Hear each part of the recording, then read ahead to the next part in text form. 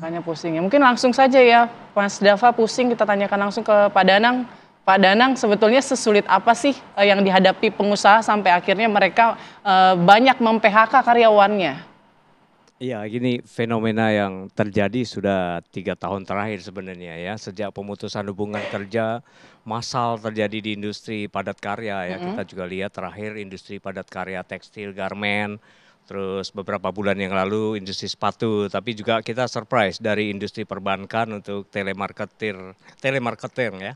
Kartu kredit juga banyak di PHK ya. Jadi ini sebenarnya gejala yang masif ini sebenarnya predictable sejak tahun pasca Covid kita sudah membayangkan bahwa situasi tidak akan mudah bisa cepat teratasi oleh pemerintah yang pada waktu itu memang kita lihat tahun politik mulai bergulir gitu.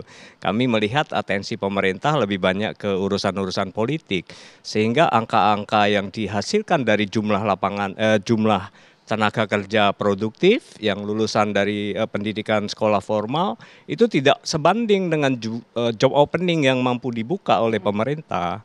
Nah, pemerintah tentu saja bersama dengan dunia swasta ya. Jadi job offering dengan jumlah luapan tenaga kerja tidak sebanding, bahkan hanya angka rata-rata 20% dari keseluruhan jumlah tenaga kerja yang muncul setiap tahun. Kita tahu bahwa ada 1,3 juta lulusan pendidikan formal setiap tahun dari SMA ke S1, S2, tapi job opening hanya kurang lebih 250 ribuan per tahun. Artinya segitu banyak tenaga kerja kita tidak terserap di dunia kerja formal.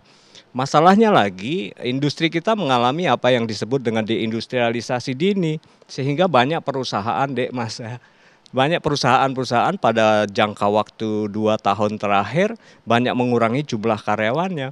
Bukan karena masalah efisiensi saja Mas, karena ketidakmampuan mereka berkompetisi dengan begitu maraknya produk-produk jadi atau finish product yang masuk ke Indonesia secara ilegal pada waktu itu. Nah, sekarang menjadi dilegalkan dengan peraturan baru. Nah, ini kemudian komparasi antara job opening yang baru dengan job opening untuk tenaga kerja berpengalaman itu juga tidak sebanding. Artinya dunia usaha juga sebenarnya sudah mengeluhkan alarm ini kepada pemerintah sejak 2 tahun yang lalu, baik kepada langsung bersurat kami kepada Pak Presiden Joko Widodo pada waktu itu dan kepada Menko Perekonomian, itu terkait dengan masalah-masalah deindustrialisasi dini. Kita bisa dengan gampang melihat kok apa yang menjadi gejala dari deindustrialisasi dini. Bukan hanya masalah PHK Mbak, tetapi juga masalah kontribusi dunia manufaktur pada PDB kita juga setiap tahun menurun. Ini alarm yang sangat berbahaya. Di saat ini sudah sekitar 18%. Memang benar ada kontribusi dari industri tambang dan hilirisasi yang menaik sehingga ini terkesan menurun gitu. Tapi penurunannya kan juga tidak relatif begitu saja terjadi karena adanya industri hilir yang sedang dikejar. Nah, saya kira dunia usaha juga menjadi bagian dari beban permasalahan dari kurang akuratnya kebijakan pemerintah di masa Pak Presiden Joko Widodo. Mungkin saya mau langsung tanya ke Pak Iwan soal job opening tadi Pak Iwan. Jadi sebetulnya bagaimana antara pertumbuhan penciptaan lapangan kerja sama pencari kerjanya ini tidak sebanding ya? Yang mana yang lebih tinggi mungkin? Tentu saja seperti yang disampaikan Pak Danang tadi, pertumbuhan investasi untuk membuka lapangan pekerjaan itu tentunya tidak sebanding dengan pertumbuhan mencari kerja. Namun sebenarnya ada beberapa alternatif untuk mencari kerja. Tadi disampaikan Pak Danang tetap melamar kerja. Tadi saya tertarik disampaikan Pak Dava tadi sempat ikut temannya jualan baju gitu ya. Jadi sebenarnya Kementerian Ketenagakerjaan sih dari tahun 2021 kita sudah berada di double track penempatan tenaga kerja dalam negeri dan luar negeri. Kemudian kita ada track lain. Track lain itu adalah perluasan kesempatan kerja.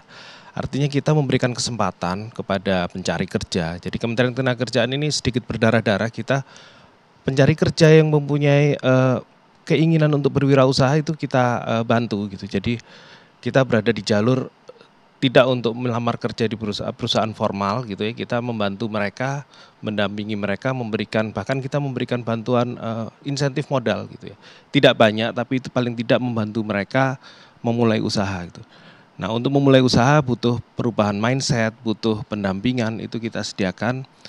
kita kolaborasi Dirjen Bina Penta dengan Bina Lavotas untuk kalau butuh pelatihan vokasi pelatihan hard skill, kita masukkan dulu ke dalam balai-balai pelatihan vokasi kita gitu. Tapi trennya bagaimana? Penciptaan lapangan kerja trennya setiap tahunnya terus meningkat kah atau justru stagnan mungkin di tahun-tahun pasca pandemi misalnya? Iya, yang mengejutkan adalah saat pandemi, bantalan perekonomian kita itu adalah UMKM. Ya. Jadi sehingga resiliensi ketangguhan UMKM terhadap berbagai hantaman perekonomian ini cukup kuat gitu ya. Ya meskipun mendapat tantangan juga dengan arus produk impor dan sebagainya. Tapi kita yakin dan percaya Indonesia dengan sumber daya alam yang melimpah, kekayaan alam yang melimpah dan menghasilkan produk barang dan jasa yang sangat artisan saya bilang gitu. Jadi persaingan boleh ada tapi kita bisa menghadapi persaingan itu gitu. Persaingan boleh ada, tapi kalau udah impor masuk susah kayaknya ya Pak Iwan. Nanti kita akan bahas lagi usai jeda. Kita juga pengen tahu ke Bu Eli sebetulnya sudah berapa banyak data kemudian anggota Anda di PHK begitu ya selama tahun 2024 ini. Usai jeda, Indonesia Business Forum akan kembali sesaat lagi.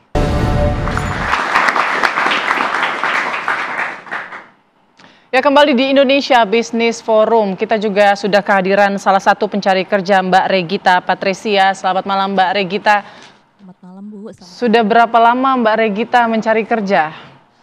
Saya terakhir bekerja di bulan Mei tahun 2023. Jadi sekitar 1 tahun lebih sih Ibu.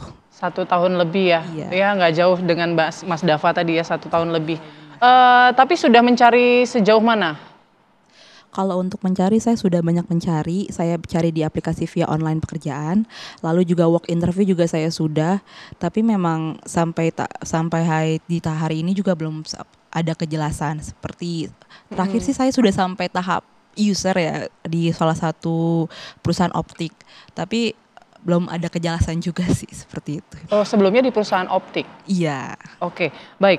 Lalu Mbaknya sendiri ingin mencari kerjanya apakah di perusahaan yang sama atau sekarang ya yang penting kerjalah gitu, cari yang dapat aja lah gitu? Kalau untuk di tahap ini karena kan memang saya sudah cukup lama untuk menganggur, jadi kayaknya di semua bidang saya apply sih, kayak misalkan admin, customer service, marketing relation, semua saya ambil semua sih untuk bidangnya. Menurut Mbak Regita apa sih yang menjadi permasalahan susah banget dapat kerja? Kalau dari saya sendiri berdasarkan pengalaman saya pernah melamar untuk bagian marketing relation dan itu lawan saya itu dia itu udah punya pengalaman selama 2 tahun sebagai marketing relation. Jadi di saat itu mungkin perusahaan akan lebih memihak kepada dia atau lebih memilih sih. Jadi menurut saya dari saya sendiri itu pengalaman yang penting. Berarti salah satu penilaiannya dari pengalaman. Iya, pengalaman. Selain itu mungkin kan ada banyak nih perusahaan-perusahaan lainnya juga yang Mbak sudah coba apply ya.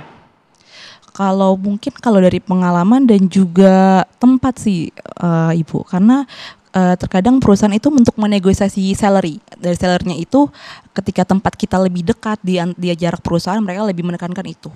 Dari pengalaman juga dan tempat dan salah satunya universitas sih. Universitas juga jadi pendukung sih. Universitas juga dilihat? Iya, jadi universitas background para dan karyawan. akreditasi juga. Sebelumnya di universitas mana Mbak? Saya di universitas di Jakarta Pusat. Di Jakarta Pusat.